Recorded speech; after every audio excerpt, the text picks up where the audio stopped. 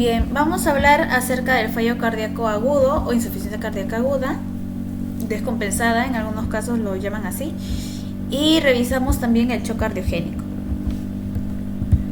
Entonces, en primer lugar, ¿qué es la falla cardíaca aguda? Este va a ser un síndrome clínico de signos y síntomas nuevos, o que en su caso van a empeorar, de una falla cardíaca que a menudo va a conducir a la hospitalización y la visita al servicio de emergencias.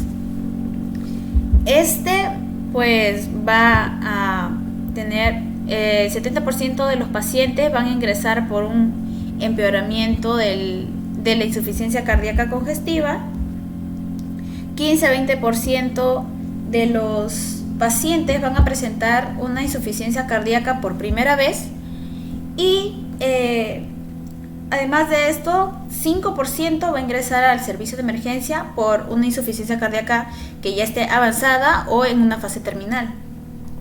Y en cuanto a las complicaciones, menor del 8% va a presentar hipotensión y menor del 3% presenta lo que es un shock cardiogénico. Entonces, ¿cuáles son las causas que nos van a llevar a una falla cardíaca aguda? Va a ser, una primera manifestación de la falla cardíaca, también la descompensación aguda de la insuficiencia cardíaca congestiva, donde vamos a encontrar la disfunción de miocardio agudo, insuficiencia valvular aguda o taponamiento pericárdico y algunos factores desencadenantes. Entre estos podemos encontrar crisis hipertensivas, infecciones, algunos fármacos, arritmias, patologías tiroideas, algunos tóxicos, una enfermedad pulmonar obstructiva de forma exacerbada, estrés quirúrgico, un síndrome coronario agudo y el mal apego terapéutico. Entonces, ¿cuál va a ser la clínica? De una forma general vamos a tener signos y síntomas de congestión en la parte izquierda, entre estos podemos encontrar, por ejemplo, la ortopnea, la disnea paroxística nocturna, algunos estertores pulmonares bilaterales, edemas periféricos de formas bilaterales. También signos y síntomas de congestión derecho, de entre ellos tenemos la ingurgitación venosa yugular, el edema periférico bilateral, la hepatomegalia congestiva, el reflujo hepatoyugular, la ascitis, síntomas de congestión intestinal y signos y síntomas también de hipoperfusión. Entre ellos tenemos los clínicos, que se dan, por ejemplo, las extremidades que van a estar frías y sudorosas, oliguria, confusión mental, algunos mareos.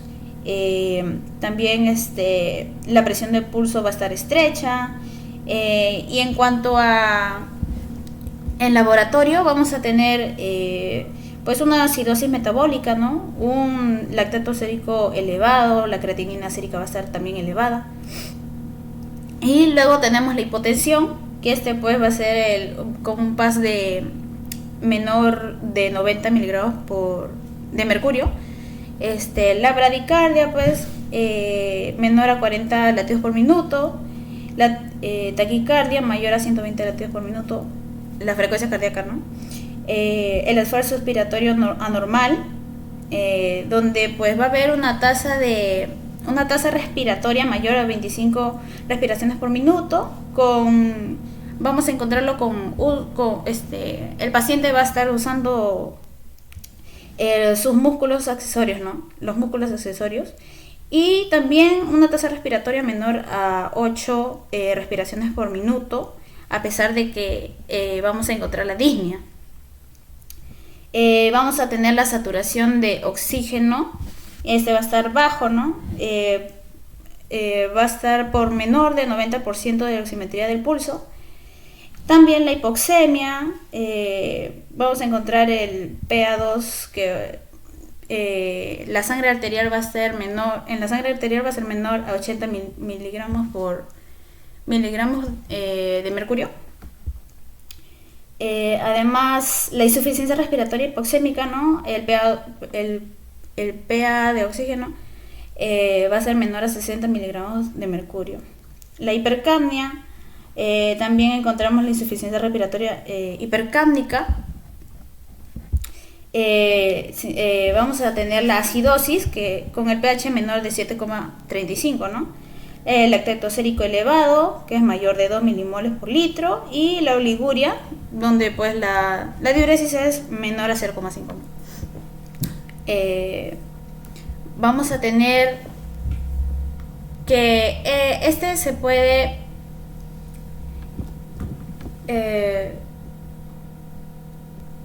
vamos a tener un apartado clínico, ¿no? Este es importante y bueno, este apartado clínico es llamado, ¿no?, el perfil hemodinámico de Stevenson, y pues van a ser importantes para poder decidir el tratamiento del paciente, ¿no? Por ejemplo, tenemos aquí caliente y seco, caliente y húmedo, frío y seco, frío y húmedo. También se puede poner con letras, ¿no? A, B, y acá es L y C. Entonces vamos a encontrar si la hipoperfusión es negativa y congestión negativa, entonces vamos a tener el caliente y seco. Este va a tener va a estar compensado, va a estar bien perfundido, pero no va a tener congestión. En cuanto a hipoperfusión negativa y congestión positiva, donde está caliente o húmedo, va a estar bien perfundido y congestionado, y este es el más frecuente, ¿no? Este es el más frecuente. En cuanto a la hipoperfusión y congestión negativa, donde tenemos entre frío y seco, va a estar hipoperfundido y no va a haber signos de congestión. Y en cuanto a hipoperfusión positiva y congestión positiva, en cuanto a frío y húmedo, este va a estar hipoperfundido y a la vez congestionado. Entonces, ¿cuál va a ser los exámenes que vamos a solicitar para el diagnóstico? La radiografía de tórax, ¿no?, que nos vamos a poder identificar la congestión, alguna congestión pulmonar, algún derrame pleural, ¿no? Si hay edema intersticial o cardiomegalia. Y dentro pues del 20% de los pacientes van a tener una radiografía normal, a pesar de que estos se encuentren descompensados. Además, el electrocardiograma, ¿no? El electrocardiograma siempre va a ser patológico, casi siempre. Y este es útil pues para identificar los factores desencadenantes, ¿no?, como por ejemplo las arritmias o tal vez un infarto. Y es sistémico para todos los pacientes, ¿no? Y la ecografía, ¿no? Se usa solo en caso de que el paciente se encuentre inestable hemodinámicamente, o también para descartar alguna causa primaria, ¿no? Y en cuanto a una ecografía precoz, solo se da, bueno, la ecografía debe ser precoz en pacientes con una insuficiencia cardíaca aguda de novo, o va a ser prioritario durante las primeras 48 horas, ¿no? Y el apoyo del laboratorio, y el más importante es la troponina cardíaca. Siempre el diagnóstico vamos a ayudarnos de la clínica, el EKG más que todo, y la troponina. Entonces, ¿qué otros valores tenemos que tener en cuenta? El BUN, la urea y la creatinina, ¿no?, los electrolitos, como el sodio y el potasio, la glucosa, el hemograma completo, ¿no? Tenemos que solicitar hemograma completo, también pruebas de función hepática, hormonas tiroideas, ¿no?, porque tanto el hipertiroidismo o hipotiroidismo nos puede llevar a una falla cardíaca. El dímero D, que es que sospechamos si hay una embolia pulmonar aguda, y la procalcitonina, que es más que todo para ver cómo vamos a manejar si hay una infección. No es para... La procalcitonina no se usa para hacer un diagnóstico de infección, sino que cuando ya damos un tratamiento empírico, la procalcitonina nos va a ayudar para seguir el manejo con los antibióticos. Entonces, hablamos del shock cardiogénico. Pues el shock cardiogénico es la expresión clínica más grave de la insuficiencia ventricular izquierda, ¿no? Es complicación de la insuficiencia cardíaca, de la falla cardíaca aguda. Y va a ser un estado de hipoperfusión tisular severa, que va a ser el resultado de una disfunción cardíaca primaria. Entonces, ¿cuál va a ser la fisiopatología? De un infarto agudo de miocardio, por falla de los músculos, ¿no? Va a haber una disfunción miocárdica y por lo tanto va a llevar a una disfunción sistólica y una disfunción diastólica. Entonces vemos cómo disminuye, ¿no? los volúmenes, y eso lleva a una baja perfusión sistémica, lo que lleva a una vasoconstricción compensada, y también hay una baja perfusión coronaria. Y dentro de la diastólica va a haber una congestión pulmonar y esto va a llevar a una hipoxemia. Entonces, entre ambos vamos a encontrar que estos van a provocar una isquemia y por lo tanto la disfunción miocárdica, ¿no?, progresiva, y puede conducir hasta la muerte. Entonces, ¿cuál va a ser la clínica? La clínica del shock cardiogénico es la hipotensión sostenida, ¿no? La hipotensión sostenida, extremidades frías y moteadas, podemos encontrar cianosis, ¿no? Va a ser por el mecanismo de la vasoconstricción compensatoria. También la disminución de pulso, la oliguria, o tal vez hasta podemos encontrar anuria, y más que todo el deterioro del sensorio. Entonces, esto en emergencia se va a clasificar. El shock cardiogénico se va a clasificar. Esa clasificación nos va a servir más que todo para ver el grado de la mortalidad, ¿no?, que va a tener a lo largo de la internación el paciente. Entonces encontramos estadio de shock, los estadios de shock en estadio A, B, C, D y E. Y a medida que el paciente genere más vasodilatación, más pérdidas de los capilares y más extravasación, va a generar pues un shock refractario, ¿no? Y por lo tanto vamos a tener el paciente va a llevar a más porcentaje de mortalidad, ¿no?, durante la internación. Entonces, ¿cuál es el manejo? Así, de una manera resumida, vamos a encontrar que me estaba olvidando las causas. ¿Cuáles son las causas del shock cardiogénico, no? Síndrome coronario agudo, ¿no?, con o sin complicaciones, las insuficiencias valvulares agudas, las bradi o taquiarritmias y las miocardiopatías, ¿no? Dentro de ellas encontramos pues miocarditis aguda, síndrome de Takotsubo, miocarditis posparto, y también miocarditis pero después del postoperatorio de cirugía cardíaca. Entonces nos quedamos en el manejo. El manejo va a ser con oxigenoterapia, ¿no? Las medidas de soporte vamos a empezar con oxigenoterapia, o en el caso de que sea necesario, vamos a tener la ventilación mecánica, ¿no? Esta va a disminuir el trabajo respiratorio del paciente y también disminuimos esto va a disminuir la poscarga, ¿no? La poscarga del ventrículo izquierdo.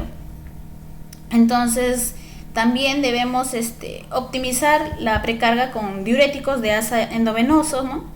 Y Cuando el cuadro sea refractario, se puede considerar, podemos considerar lo que es la ultrafiltración y también la hemodiálisis.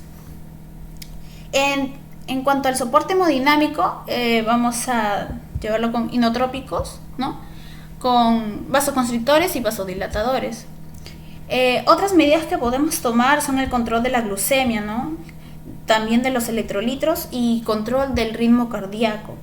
Debemos tener en cuenta la alimentación enteral temprana, ¿no? También prevención del sangrado digestivo con inhibidores de la bomba de protones y la tromboprofilaxis.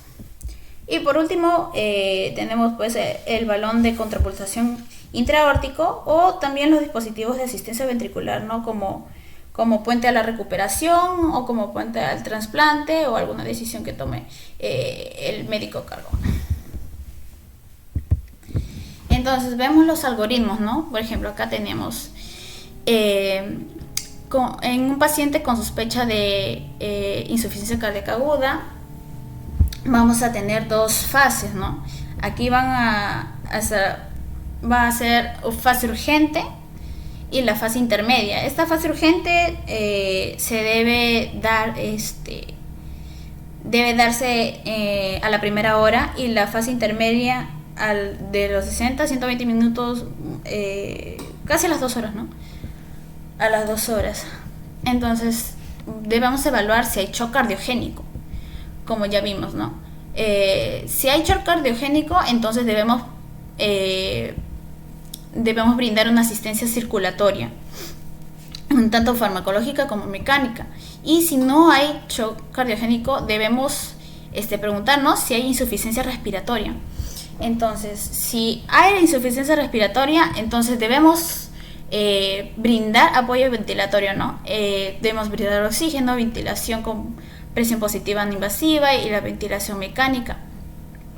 Entonces, ¿cómo sabemos que hay un shock cardiogénico? Como ya dijimos anteriormente, con un PAS menor de 90 miligramos de mercurio, más vasoconstricción periférica como la oliguria, la cianosis y la diaforesis. En cuanto al apoyo ventilatorio, la ventilación mecánica, debemos considerar, ¿no?, los signos y síntomas de hipoperfusión, ¿no?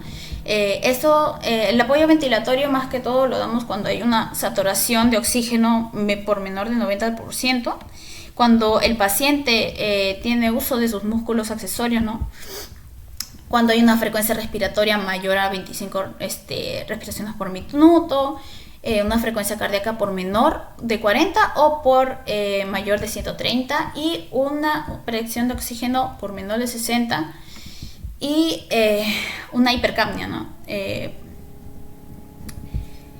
Una hipercapnia. Entonces, ¿cómo vemos la fase intermedia? Aquí, en esta fase, vamos a valorar lo que es el CHAP. El CHAP, ¿no? Nos sirve para identificar cuál es la causa. C, que es de síndrome coronario agudo, H de emergencia hipertensiva, A de arritmia, M de causa mecánica aguda y la P de pulmón o embolia pulmonar. Entonces, tenemos que si encontramos estas causas, ¿no? Si tenemos indicios de que esta puede ser los provocantes, ¿no? Los provocantes de lo que estamos viviendo en ese momento. Entonces entonces debemos iniciar inmediatamente un tratamiento específico, ¿no? Y si no, pues debemos de frente pasar para el proceso diagnóstico de confirmación de la insuficiencia cardíaca aguda, ¿no? Dentro de ello, pues la evaluación clínica, ¿no?, para poder tener un tratamiento óptimo. Dentro de lo que es las causas mecánicas, ¿no?, la complicación mecánica del síndrome coronario agudo, traumatismos torácicos, ¿no?, incompetencia valvular, la disección o las trombosis aórticas, ¿no? También aquí la ecocardiografía va a ser el diagnóstico. Es importante, ¿no? Y pues el tratamiento es el apoyo circulatorio con intervención quirúrgica o percutánea. Entonces aquí encontramos, vamos a tener cómo vamos a hacer el tratamiento. En pacientes con insuficiencia cardíaca aguda vamos a evaluar primero a pie de cama,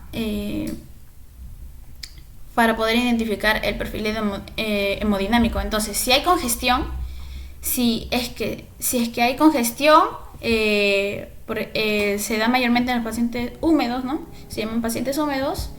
Si hay perfusión periférica adecuada, vamos a tener dos opciones. Si tiene perfusión periférica, entonces llamamos a un paciente húmedo y caliente, ¿no? Que es el más frecuente. Vamos a tener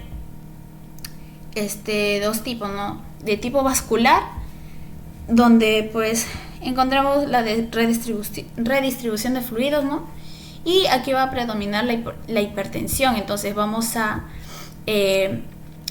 medicar lo que son los vasodilatadores o los diuréticos. Y si es de tipo cardíaco, que es por la acumulación de fluidos, entonces aquí va a predominar la congestión. Entonces vamos a tener que proponer diuréticos, ¿no? Y vasodilatadores y la ultrafiltración. Y se considera en caso de resistencia diurética, ¿no?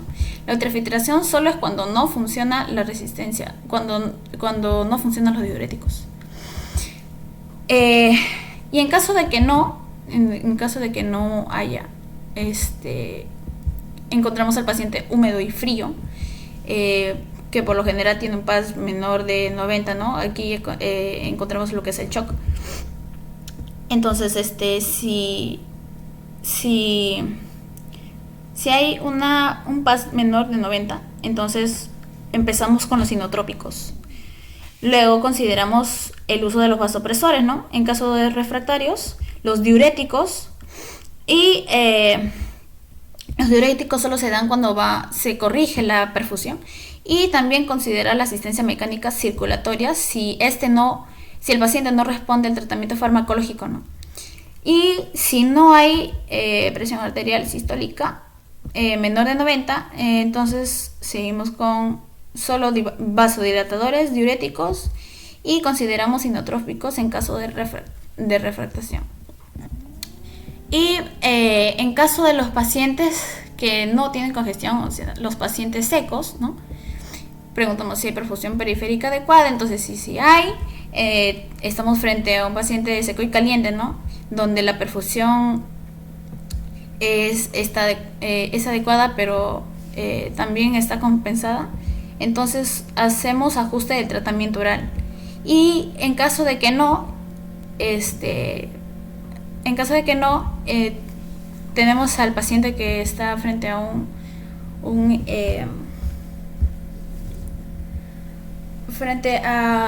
vaso seco y frío. Está hipoperfundido y además hipovolémico, entonces consideramos la carga de los fluidos, ¿no? También usaríamos inotrópicos si en caso persiste todavía la hipoperfunción. Entonces, la furosemida vamos a darla, ¿no? Por bolo intravenoso, con una dosis de 20 a 40 miligramos, y luego valoramos la respuesta del paciente. Y entre los vasodilatadores tenemos la dobutamina, ¿no? Que es la más utilizada. Con una dosis de 2 a 20 microgramos por kilo por minuto. También otros como la dopamina, ¿no? De 3 a 5 microgramos por kilo por minuto, inotrópico. La mirrinona, enoximona, y la noradrenalina, que es muy importante también. Esa vamos a dar en 0,2 a 1 microgramos por kilo por minuto, y la epinefrina, que esta vamos a administrarla en bolos, ¿no? Se puede administrar en 1 miligramo intravenoso durante la reanimación y repetimos cada 3 a 5 minutos en caso hay que dar un soporte vital básico, ¿no? Pues eso sería todo.